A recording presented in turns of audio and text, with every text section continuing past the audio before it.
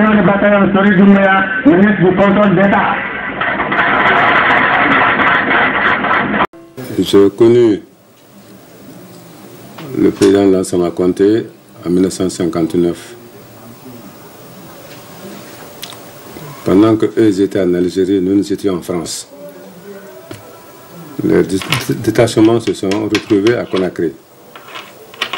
Moi, je fus affecté à Kankan. Donc, c'est en mars 1959 qu'il m'a trouvé à Kankan.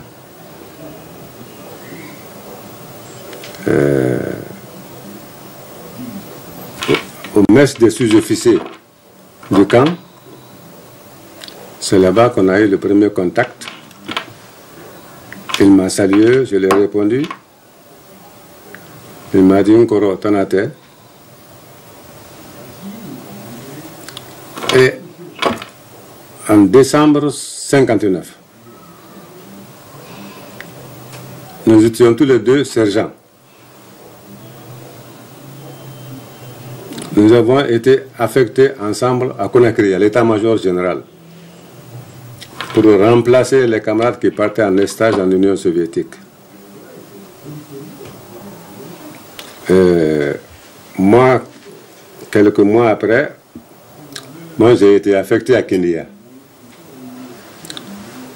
En 61, mars 61, il y a eu un concours d'entrée à l'école militaire. Et là, on s'est rencontrés après le concours. Nous étions 30 admis au concours. Nous avons fait la formation d'officiers ensemble. Et en fin d'année, nous sommes sortis de l'école militaire comme aspirants. Depuis lors, nous avons sympathisé. Lui, il était artilleur, moi j'étais fantassé. Par la force des choses, même étant de la même promotion, il a été capitaine avant nous tous. Il a été colonel avant nous tous. Et étant gouverneur de région à Kéréwani, après la mort du premier président, nous sommes tous venus à Conakry. Et nous avons rejoint les rangs de l'armée. Et depuis lors, nous sommes ensemble. De sergent jusqu'à aujourd'hui, nous sommes ensemble. Il m'a toujours appelé Nkoro. C'est un être honnête, sincère, sociable. Je ne l'ai jamais vu faire du mal à quelqu'un. Parce que lui, il était du commandement, moi j'étais de service. Mais il a toujours été humain. Partout où il a commandé, dans toutes les différentes garnisons, que ce soit en Basse-Guinée, en Moyenne-Guinée, en forêt, il a toujours eu la sympathie de ses subordonnés. Il est très humain. Et depuis que nous avons pris le pouvoir aussi, son humanisme a augmenté même. Là, c'est une réalité que je dois dire. Les réfugiés sierra-léonais.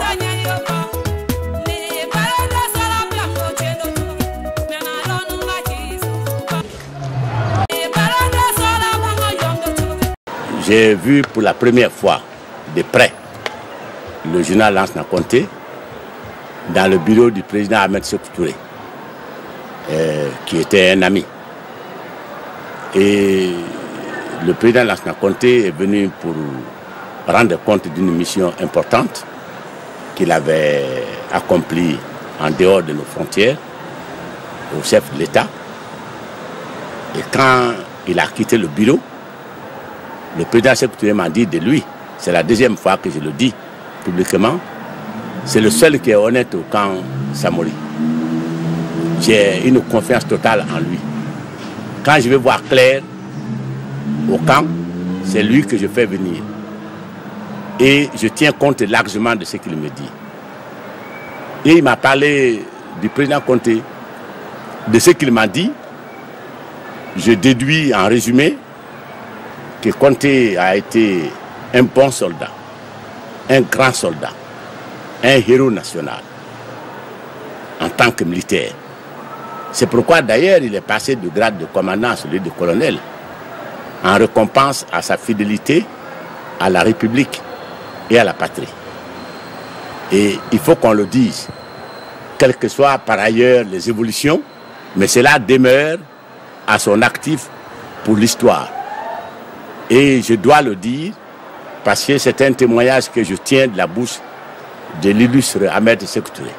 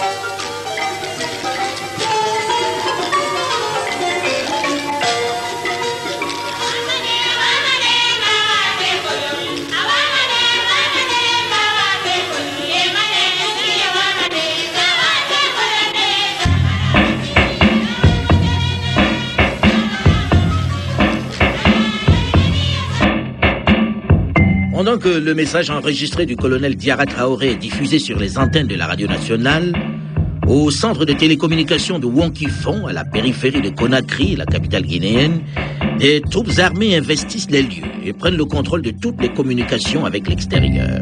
Et, curieusement, la déclaration de Diarra produit l'effet inverse dans le pays. Les hommes de troupes rejoignent rapidement leurs camps respectifs et se mettent en ordre pour défendre le pouvoir de Lansana Conté. La résistance s'organise aussitôt. Le colonel Diarra n'avait pas vraiment les troupes. Et au bout d'une heure de bataille, autour de la radio notamment, les forces loyalistes organisées reprennent facilement le dessus. Il est 3 heures du matin. Dans la bataille, pour couper le sifflet aux putschistes, on a fait exploser le centre émetteur. C'est donc par les ondes de l'émetteur de la gendarmerie que les appels sont lancés sur les ondes pour annoncer que le putsch a échoué. Bilan de la bataille, 18 morts et 229 blessés. Le président Lansana Conté, qui ne peut attendre plus longtemps, malgré l'insistance de ses proches qui lui suggèrent de patienter jusqu'à la fin du sommet de la CEDEAO, qui lui donnera le temps de s'assurer que tout est rentré dans l'ordre, du moins du point de vue de sa sécurité, décide le vendredi 5 juillet 1985, après avoir prononcé son discours devant les chefs d'État et de gouvernement de la Communauté économique des États de l'Afrique de l'Ouest, de reprendre le chemin de la Guinée. Et c'est dans un climat de pillage et de vengeance que l'armée a du mal à contenir qu'il atterrit à Conakry. C'est son appel qui va mettre un terme vers la fin de l'après-midi à ces violences qui visent essentiellement les minorités malinquées, l'ethnie du colonel Diarra Traoré. Mais avant, il a un peu soufflé sur la braise tribale et les membres de la tribu du putschiste malheureux ont subi de réelles pertes et des violences. Avec Diarra Traoré, 3 autres membres du gouvernement sont arrêtés. Le capitaine Amadou Kouyaté, le secrétaire d'État à la sécurité, le commandant Abraham Kabassan Keita, secrétaire d'État au développement rural, ancien ministre de Sékou Touré, avant de se retrouver en prison à l'époque, et Lansine Keita, le secrétaire permanent du comité militaire de redressement national, et d'autres personnalités avec eux, dont les gouverneurs de région. À ceci, il faut ajouter quelques dignitaires du régime de Sékou Touré. La liste de ceux qui vont être arrêtés et jugés est longue. Parmi eux, beaucoup de proches de l'ancien président, dont sa femme, Adja André Touré, et 2 de ses frères, dont le tout-puissant Ismaël et l'aîné Touré, Amara. L'heure est à ce moment-là au règlement de compte, comme l'écrit l'hebdomadaire Jeune Afrique dans les jours qui suivent. Parlant de Diarra Traoré, l'auteur du putsch, Lansana Conté dira lui-même en public « Ceux qui voudraient le défendre au nom des droits de l'homme devraient le faire très vite, parce que demain, il sera trop tard. » En effet, le procès, ou plutôt le simulacre de procès organisé pour la circonstance, démarre le 7 juillet, c'est-à-dire seulement 2 jours après la tentative de putsch manquée. Il se tient à huis clos. Il va durer jusqu'au 19 juillet 1985. 12 jours au cours desquels les condamnations vont tomber raides comme un coup près. Et les exécutions se succèdent. Diarra Traoré et de nombreux dignitaires du régime Sékou Touré, dont Siaka Touré, son neveu et ancien patron du camp Boiro, sont abattus ou pendus dans les jours qui suivent avant même de passer en jugement. La veuve du président Sékou Touré, elle aussi, va se retrouver en prison. En bref, d'après le verdict rendu public 3 ans plus tard, 175 civils et militaires ont été condamnés. 59 à des peines de mort, dont 21 par contumace. 80 peines de travaux forcés à perpétuité. À 20 ou à 15 ans assorties de confiscation de tous leurs biens.